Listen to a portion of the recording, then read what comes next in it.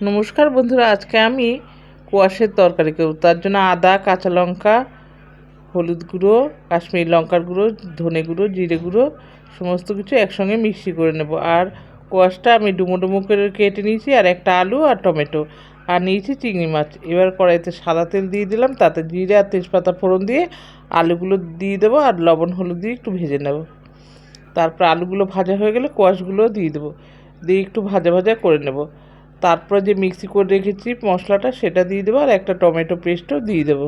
দিয়ে ভালো মতো কষিয়ে চিংড়ি মাছগুলো দিয়ে দেবো। চিংড়ি মাছগুলো আমি ভাজিনি, কাঁচাই দিয়েছি। দিয়ে ভালো করে কষিয়ে একটু মিক্সির বাটিটা ধুয়ে জল দিয়ে দিলাম, কষিয়ে গরম জল দিয়ে দেবো। গরম জল দিয়ে দেওয়ার পর ঢেকে রাখবো, একটু লবণ দিয়ে দেবো স্বাদ মতো, আবারও ঢেকে রাখবো। সব কিছু যেই সেদ্ধ হয়ে যাবে, এবার গরম মশলা গুঁড়ো দিয়ে সার্ভ করে নেবো। ব্যাস, তৈরি হয়ে গেলো কোয়াশের তরকারি।